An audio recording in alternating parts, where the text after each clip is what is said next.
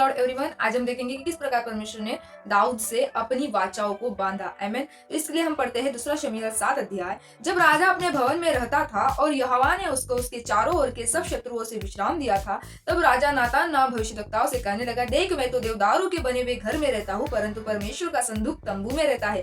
नातान ने राजा से कहा, जो कुछ तेरे मन में है उसे कर, क्योंकि यहोवा तेरे संग है। उसी दिन रात को यहोवा का ये वचन नातान के पास पहुंचा कि जाकर मेरे दास दाऊद से कह, यहोवा यो कहता है कि क्या तू मेरे निवास के लिए घर बनवाएगा? जिस दिन से मैं इस्राएलियों को मिस्र से निकाल लाया, आज के दिन तक मैं कभी घर में नहीं रहा, तंबू के निवास में आया जाया करता हूँ। जहाँ जहाँ मैं समस्त इस्राएलियों के बीच फिरता रहा, क्या मैंने कभी इस्राएल से किसी गोत्र से, जैसे जिसे मैंने अपनी प्रजा इस्राएल की चरवाही करने को ठहराया हो, ऐसी बात कही कि तुमने मेरे लिए देवदारू का घर क्यों नहीं बनवाया? इसलिए अब तू मेरे दास दाऊद से ऐसा कह कि सेनाओं के यहोवा यो कहता है कि मैंने तो तुझे भेड़शाला से और भेड़ बकरियों के पीछे पीछे फिरने से इस मनसा से बुला लिया कि तू मेरी प्रजा इजराइल का प्रधान हो जाए, और जहाँ कहीं तू आया जहाँ गया वहाँ वहाँ मैं तेरे संग रहा और तेरे समस्त शत्रुओं को तेरे सामने से नाश किया है।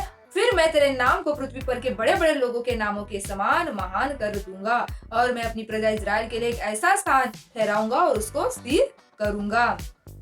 आमीन। यहाँ पर परमेश्वर दाऊद से कह रहे हैं, जब दाऊद के मन में आया प्रियो कि मैं परमेश्वर के लिए एक घर बनाऊं, लेकिन परमेश्वर ने दाऊद से कहा, क्या मैंने कभी इजरायली को कहा कि तुम मेरे लिए घर क्यों नहीं बना? तो परमेश्वर मनुष्य के हाथों के बनाए हुए घर में नहीं रह सकते। परमेश्वर यही नातान के द्वारा दाऊद को बता रहे हैं कि दाऊद को जाकर कहे कि मैंने तुझे भेड़ बकरियों के चराने से अपनी प्रजा के प्रधान होने के लिए, अगुवाई करने के लिए ठहराया है। तेरे समस्त शत्रु से मैंने तुझे विश्राम दिया है, तुझे बचाया है, और देश और जाति जाति के पृथ्वी पर के बड़े बड़े लोगों के नामों से भी मैंने तेरा नाम महान कर दिया है। तू मेरे लिए घर नहीं बना पाएगा। और परमेश्वर ने फिर उससे वायदे बांधे, जो परमेश्वर ने उससे वायदे बांधे, और इन वायदों के पीछे एक बहुत बड़ा रहस्य है और बहुत ही बड़ा परमेश्वर का योजना है। आइए हम पढ़ते हैं 12 से। जब तेरी आयु पूरी हो जाएगी और तू अपने पुरखाओं के संग सो जाएगा, तब मैं तेरे निज वंश को तेरे पीछे खड़ा करके उसके राज्य को स्थिर करूंगा। मेरे नाम का घर वही बनाएगा और मैं उसकी राजगद्दी को सदैव स्थिर रखूंगा। मैं उसका पिता ठहरूंगा और वो मेरा पुत्र ठहरेगा।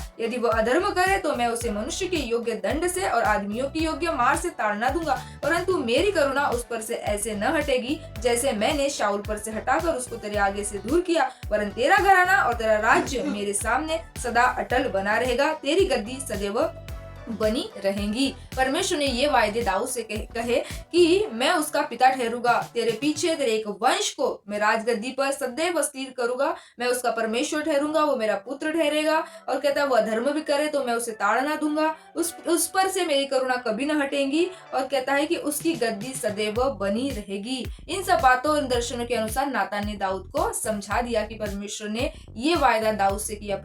जब परमेश्वर ने कहा कि तेरी राजगद्दी सदैव बनी रहेंगी, जब परमेश्वर ने दाऊद को एक भेड़ बकरी के चराने से एक राजा को बनाया, और फिर परमेश्वर से वायदा कर रहा है कि तेरी राजगद्दी सदैव बनी रहेगी, तो ये शास्त्र में ये भाग प्रभु यीशु मसीह के ओर इशारा कर रहा है, क्योंकि दाऊद के उस वंश से यीशु मसीह का जन्म हुआ प्रियो, जो कल और आज और युग युग के राजा है। दाऊद के उस राजगद्दी को सदैव स्थिर किया प्रभु यीशु मसीह ने, जो इस पृथ्वी पर आए, वे मारे गए, बिगाड़े गए, तीसरे दिन जी उठकर वो उस राजगद्दी पर सदा सनादिकाल के राजा बनकर, युग युग के राजा बनकर वो विराजमान हो गए, स्थिर हो गए। तो परमेश्वर ने ये वायदा जो दाऊद से किया था, उस वायदे को यीशु मसीह के आने के बाद आज भी वो गद्दी, वो राजा उस पर विराजमान है, जो सनातन का राजा है, जो युग युग का राजा है। उस वायदे को परमेश्वर ने पूरा किया और ये आशीष का भाग दाऊद होने पाया, और दाऊद की इस आशीष को परमेश्वर ने, इस वायदे को परमेश्वर ने पूरा किया। इसके पश्चात दाऊद राजा भीतर जाकर यहोवा के सम्मुख बैठा और कहने लगा, हे प्रभु यहोवा, क्या कहूँ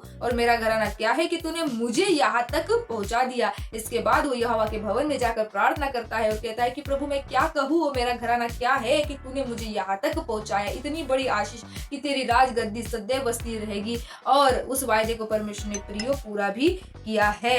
और उसके बाद दाऊद कहता है, इस कारण है यहोवा परमेश्वर तू महान है, और जो कुछ हमने अपने कानों से सुना है उसके अनुसार तेरे तुल्य कोई नहीं है, और न तुझे छोड़ कोई और परमेश्वर है। यहोवा परमेश्वर को छोड़ और कोई परमेश्वर नहीं है। जब नातान नबी ने दाऊद राजा को सब कुछ बातें समझा दी कि परमेश्वर ये वायदे, ये बातें आपसे कहता है, दाऊद प्रसन्न होकर, झुककर, दीन नम्र होकर परमेश्वर से प्रार्थना करने लगा और परमेश्वर की प्रशंसा करने लगा। अब हे यहोवा परमेश्वर, तूने जो वचन अपने दास के और उसके घराने के विषय में दिया है, उसे सदा के लिए स्थिर कर, और अपने कहने के अनुसार कर और यह कहकर कि लोग तेरे नाम की महिमा सदा किया करे कि सेनाओं के यहोवा इज़राइल के ऊपर परमेश्वर है और तेरे दास दाऊद का घराना तेरे सामने अटल रहे। तो अब प्रसन्न होकर अपने दास के घराने पर ऐसी आशीष दे कि वे तेरे सम्मुख सदैव बना रहे, क्योंकि हे प्रभु यहोवा तूने ऐसा ही कहा है और तेरे दास का घराना तुझसे आशीष पाकर सदैव धन्य रहे। तो ये वायदे परमेश्वर ने दाऊद से किए प्रियो कि उसका राज घराना सदैव बना रहेगा, उसका घराना स्थिर रहेगा, उसकी राजगद्दी सदैव बनी रहेगी और वो जो राजा बना है उस राजा की राजगद्दी पर यीशु मसीह कल और आज और युग युग के लिए विराजमान है। वो यहूदियों के राजा नहीं वरन सारे जगत के राजा है, जो इस जगत में आए और जिन्होंने इस जगत को संसार को जीत लिया और हमें बचा लिया और परमेश्वर के तुल्य कोई नहीं है। और जो अपने वायदों के पक्के परमेश्वर है और अपनी वाचा को पूरा करते हैं, उस परमेश्वर ने प्रभु यीशु मसीह को भेजकर दाऊद के उस घराने को दाऊद के उस वंशज में से अपने वाचा को पूरा किया। ये वही परमेश्वर है जो पुराने शास्त्र में भी पुराने नियम में भी यीशु मसीह के विषय में बताते हैं और ये वही यीशु मसीह है जिसके विषय में दाऊद राजा से परमेश्वर कह रहे थे कि मैं तेरे वंशज में से तेरी राजगद्दी सदैव स्थिर करूंगा। इसलिए हमने यीशु मसीह पर विश्वास करना है कि सचमुच परमेश्वर अपने वायदों का पक्का परमेश्वर है, जिसने दाऊद से प्रतिज्ञा की उस प्रतिज्ञा को परमेश्वर ने पूरा किया। परमेश्वर और 9 अध्याय जब राजा दाऊद शास्त्र राज्य करने लगा तो देखते दाऊद ने पूछा, क्या शाऊल के घराने में से कोई अब तक बचा है जिसको मैं योनातन के कारण प्रीति दिखाऊं? शाऊल का पुत्र योनातन जो एक खास मित्र था राजा दाऊद का, और जब राजा दाऊद राजगद्दी पर विराजमान हुआ तो दाऊद ने पूछा कि शाऊल के घराने से कोई बचा है जिस पर मैं प्रीति दिखाऊं? शाऊल के घराने का सीबा नाम एक कर्मचारी था, वो दाऊद के पास बुलाया गया और जब राजा ने उससे पूछा, क्या तू शिबा है? उसने कहा, हाँ तेरा दास वही है। राजा ने पूछा, क्या शाऊल के घराने में से कोई अब तक बचा है जिसको मैं परमेश्वर की सी प्रीति दिखाऊं? सिबा ने राजा से कहा, हाँ योनातन का एक बेटा है जो लंगड़ा है। योनातन का एक बेटा रह जाता है जो लंगड़ा रहता है। और राजा ने उससे पूछा, वो कहाँ है? सिबा ने राजा से कहा, वह तो लोदबार नगर में अमीएल के पुत्र माकीर के घर में रहता है। तब राजा दाऊद ने दूत भेजकर उसको लोदबार से अमीएल के पुत्र माकीर के घर से बुलवा भेजा। जब मपीबोशेत जो योनातन का पुत्र और शाऊल का पोता था दाऊद के पास आया तब मुंह के बल गिरकर दंडवत किया। दाऊद ने कहा, हे मपीबोशेत। उसने कहा, तेरे दास को आज्ञा दे। क्या आज्ञा? दाऊद ने उससे कहा, मत डर, तेरे पिता योनातन के कारण मैं तुझको प्रीति दिखाऊंगा और तेरे दादा शाऊल की सारी भूमि तुझे फेर दूंगा और तू मेरी मेज पर नित्य भोजन किया करेगा। उसने दंडवत करके कहा, तेरा दास क्या है कि तू मुझे ऐसे मरे कुत्ते की ओर दृष्टि करे? तब राजा ने शाऊल के कर्मचारी शिबा को बुलाकर उससे कहा, जो कुछ शाऊल और उसके घराने का था वो मैंने तेरे स्वामी के पोते को बोशेत यरूशलेम में रहता था, क्योंकि वो राजा की मेज पर नित्य भोजन किया करता था और वो दोनों पांव से पंगुआ था। तो शमूएल के कारण योनातन के कारण राजा दाऊद ने इस मपीबोशेत पे, जो योनातन का पुत्र था और शाऊल का पोता था, उसकी सारी संपत्ति उस पंगुए को लौटा दी, इस मपीबोशेत को लौटा दी दाऊद ने। और वो रोज नित्य दाऊद की मेज से खाना खाता था और वो यरूशलेम में रहता था और उसे एक राजकुमार भवन में रखा जाता था। तो दाऊद ने परमेश्वर का सा प्रेम मपीबोशेत पर दिखाया।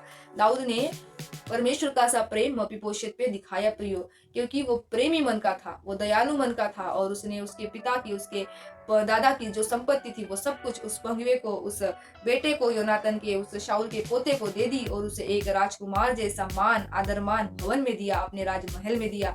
तो दाऊद ने परमेश्वर का सा प्रेम दिखाया और हम सीखते हैं कि हमें भी परमेश्वर का ऐसा प्रेम एक दूसरे पर दिखाना चाहिए, क्योंकि परमेश्वर प्रेमी है, परमेश्वर दयालु है और यही गुण हमारे अंदर भी होने चाहिए। उसके बाद जब हम दूसरा शमूएल 10 अध्याय पढ़ते हैं, वहां पर हम देखते हैं कि हानून अम्मोनियों का राजा होता है, जो जिसके संबंध दाऊद राजा के साथ अच्छे होते हैं, लेकिन जो अम्मोनियों का राजा होता है वो मर गया होता है और उसके स्थान पर उसका पुत्र हानून राजा बनता है। अम्मोनियों का राजा जब मर जाता है और राजा दाऊद को पता चलता है तो राजा दाऊद ने यह सोचा कि जैसे हानून के पिता नाहाश ने मुझसे प्रीति दिखाई थी, वैसे ही मैं भी हानून को प्रीति दिखाऊंगा। अब हानून का पिता जो है हाहाश मर जाता है राजा अम्मोनियों का, लेकिन इसके संबंध दाऊद के साथ अच्छे होते हैं और दाऊद चाहता है कि मैं उसके बेटे पर प्रीति दिखाऊंगा और हानून को प्रीति दिखाऊंगा। तब दाऊद अपने कर्मचारी को राजा हानून के पास भेजते हैं, उस राजा के बेटे हानून के पास भेजते हैं, लेकिन कुछ उसके राजभवन के पुरखा लोग और कुछ कर्मचारी उसको समझाते हैं कि दाऊद राजा ने ये तेरे राज्य के भेद जानने के लिए भेजे हैं। तो राजा का पुत्र वो हानून जो राजा आधी दाढ़ी मुंडवा देता है, आधे वस्त्र उनके कटवा देता है, उनको जाने के लिए कहता है। हम पढ़ेंगे 4। इसलिए हानून ने दाऊद के कर्मचारी को पकड़ा और उनकी आधी आधी दाढ़ी मुंडवा कर और आधे वस्त्र अर्थात नितंब तक कटवा कर उनको जाने दिया। जब दाऊद को यह पता चला, इसका समाचार पाकर दाऊद ने लोगों को उनसे मिलने के लिए भेजा, क्योंकि वे बहुत लजाते थे। और राजा ने यह कहा कि जब तक तुम्हारी दाढ़ियां बढ़ न जाए तब तक यरीहो में ठहरे रहो, तब लौट आना।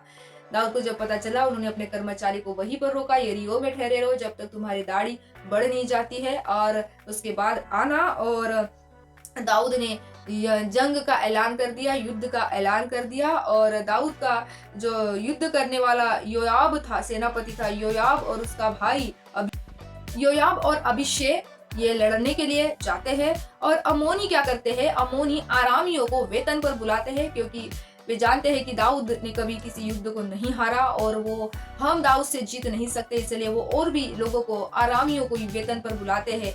और जब योआब और अभिषेक, योआब आरामियों के सामने पाती बांधता है और अभिषेक अमोनियों के सामने पाती बांधकर युद्ध के लिए खड़े हो जाते हैं। और योआब कहता है कि अगर अमोनी मुझ पर हावी हो तो तू मेरी सहायता करना, और आरामी तुझ पर हावी होंगे तो मैं तेरी सहायता करूंगा।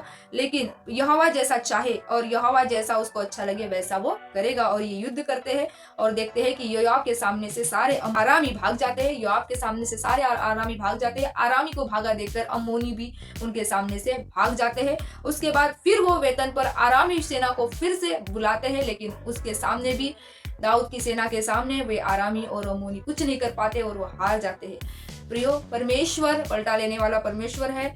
दाऊद ने प्रीति दिखानी चाहिए हानून के साथ, क्योंकि उसका संबंध और हानून के पिता नाहाश का संबंध अच्छा था।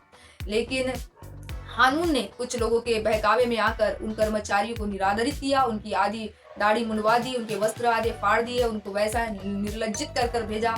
और दाऊद ने अपने लोगों का पलटा लिया और उसने यरीहो में ठहरने के लिए कहा और कहा जब तक तुम्हारी दाढ़ी ना बढ़े तुम यरूशलेम को न आना। और दाऊद ने जंग का ऐलान किया और वो जंग जीता।